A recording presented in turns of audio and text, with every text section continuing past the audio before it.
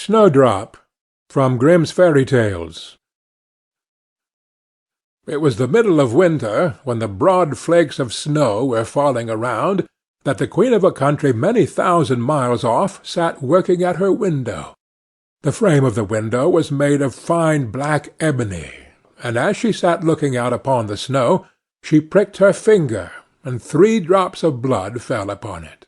Then she gazed thoughtfully upon the red drops that sprinkled the white snow, and said, "Would that my little daughter may be as white as that snow, and as red as that blood, and as black as this ebony window-frame."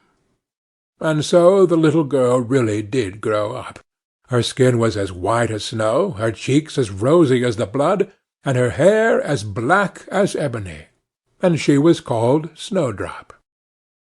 But this queen died, and the king soon married another wife, who became queen and was very beautiful, but so vain that she could not bear to think that any one could be handsomer than she was.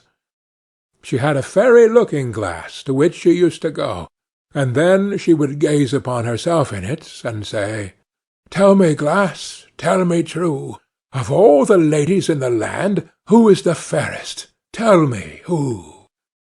And the glass had always answered, "Thou, queen, art the fairest in all the land."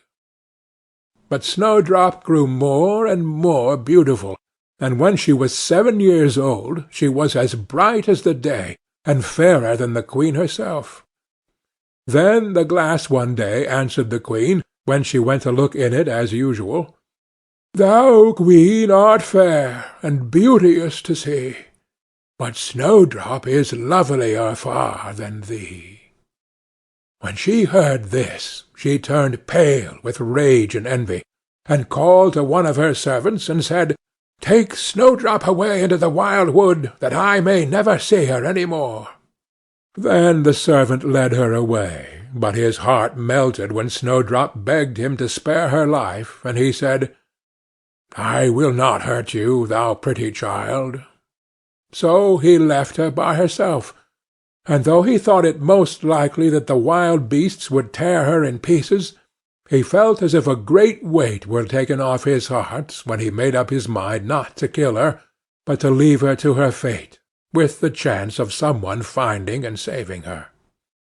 Then poor Snowdrop wandered along through the wood in great fear, and the wild beasts roared about her, but none did her any harm. In the evening she came to a cottage among the woods, and went in to rest, for her little feet would carry her no further. Everything was spruce and neat in the cottage.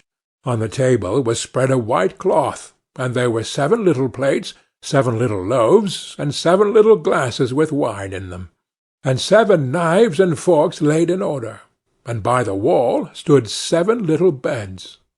As she was very hungry, she picked a little piece of each loaf, and drank a very little wine out of each glass, and after that she thought she would lie down and rest.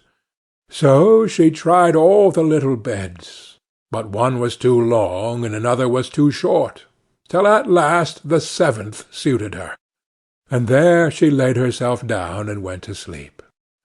By and by in came the masters of the cottage.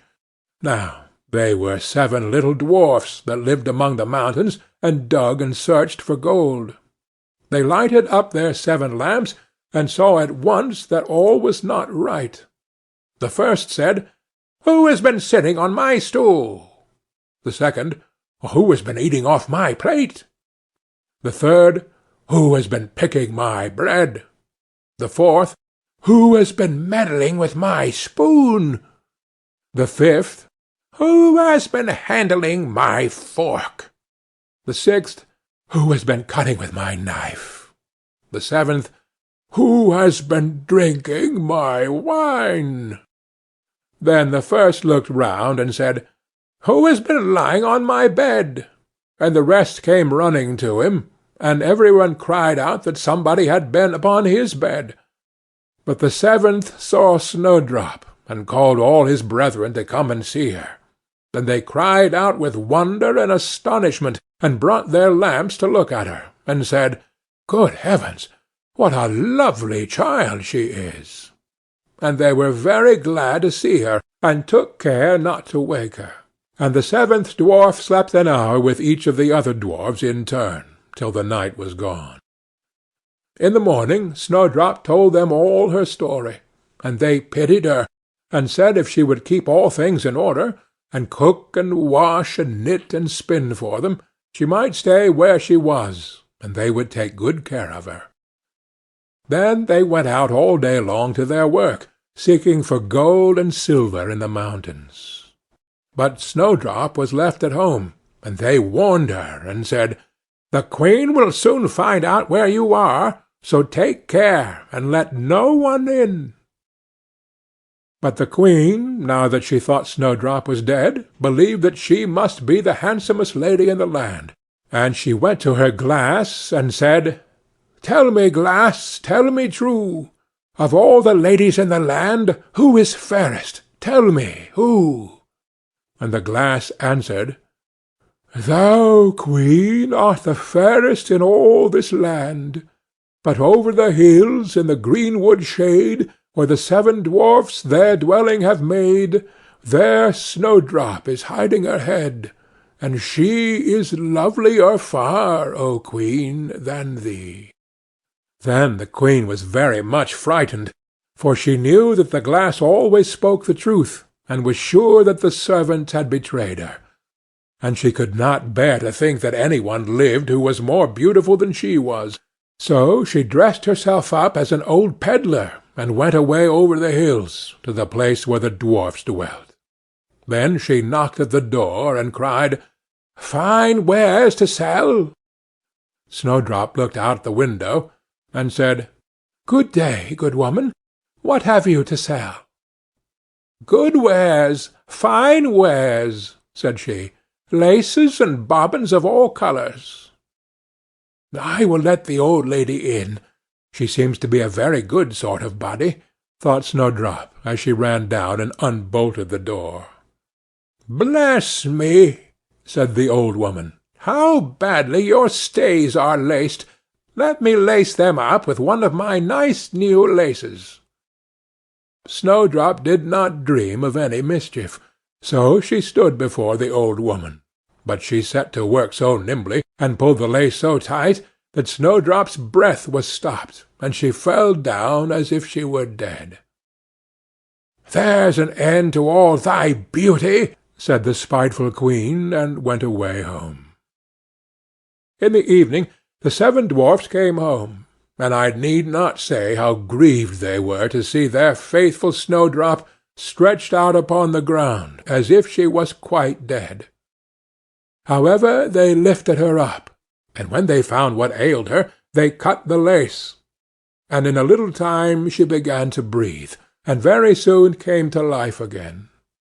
Then they said, "The old woman was the Queen herself. Take care another time, and let no one in while we are away." When the Queen got home, she went straight to her glass, and spoke to it as before, but to her great grief it still said, "Thou, Queen, art the fairest in all this land, but over the hills, in the greenwood shade, where the seven dwarfs their dwelling have made, there Snowdrop is hiding her head, and she is lovelier far, O Queen, than thee."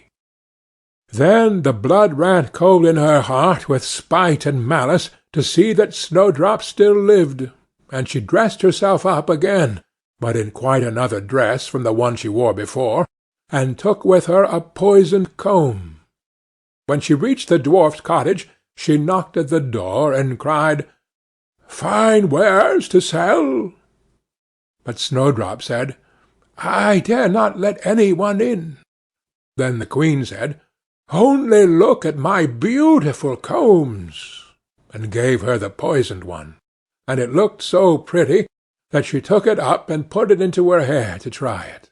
But the moment it touched her head, the poison was so powerful that she fell down senseless. "There you may lie," said the Queen, and went her way. But by good luck the dwarfs came in very early that evening, and when they saw Snowdrop lying on the ground, They thought what had happened, and soon found the poisoned comb. And when they got it away, she got well, and told them all that had passed. And they warned her once more not to open the door to any one. Meantime the queen went home to her glass, and shook with rage when she read the very same answer as before, and she said, "Snowdrop shall die, if it cost me my life." So she went by herself into her chamber, and got ready a poisoned apple. The outside looked very rosy and tempting, but whoever tasted it was sure to die. Then she dressed herself up as a peasant's wife, and travelled over the hills to the dwarf's cottage, and knocked at the door. But Snowdrop put her head out of the window, and said, "I dare not let any one in, for the dwarfs have told me not."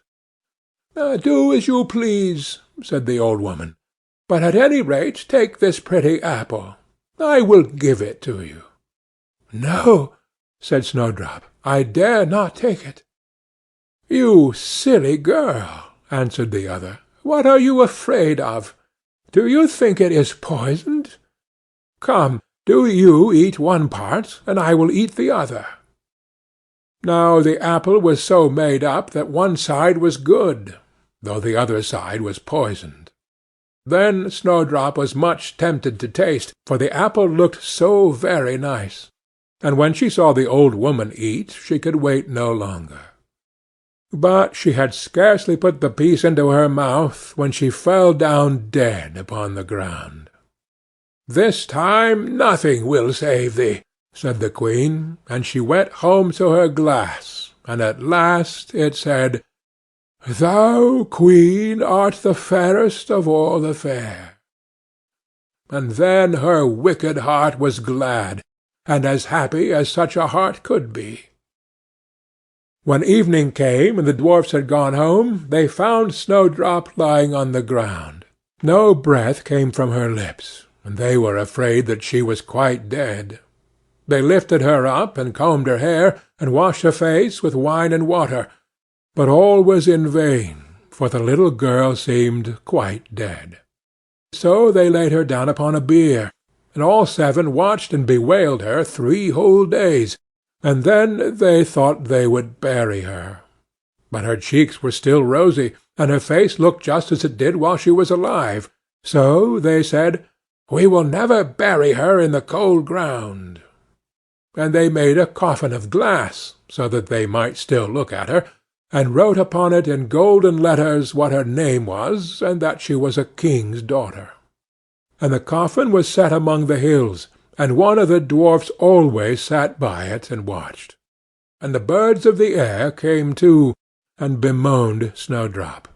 And first of all came an owl, and then a raven, and at last a dove, and sat by her side. And thus Snowdrop lay for a long, long time, and still only looked as though she was asleep, for she was even now as white as snow, and as red as blood, and as black as ebony. At last a prince came and called at the dwarf's house, and he saw Snowdrop, and read what was written in golden letters. Then he offered the dwarfs money, and prayed and besought them to let him take her away. But they said, "We will not part with her for all the gold in the world." At last, however, they had pity on him, and gave him the coffin. But the moment he lifted it up to carry it home with him, the piece of apple fell from beneath her lips, and Snowdrop awoke, and said, "Where am I?" And the prince said, "Thou art quite safe with me." Then he told her all that had happened, and said, "I love you far better than all the world, so come with me to my father's palace, and you shall be my wife." And Snowdrop consented, and went home with the prince. And everything was got ready with great pomp and splendor for their wedding. To the feast was asked, among the rest, Snowdrop's old enemy, the queen. And as she was dressing herself in fine rich clothes, she looked in the glass, and said, "Tell me, glass, tell me true, of all the ladies in the land, who is the fairest, Tell me who." And the glass answered, "Thou, lady, art loveliest here, I ween, but lovelier far is the new-made queen." When she heard this she started with rage, but her envy and curiosity were so great that she could not help setting out to see the bride. When she got there, and saw that it was no other than Snowdrop, who, as she thought, had been dead a long while, she choked with rage, and fell down and died. But Snowdrop and the prince lived and reigned happily over that land many, many years, and sometimes they went up into the mountains and paid a visit to the little dwarfs, who had been so kind to Snowdrop in her time of need. End of Snowdrop.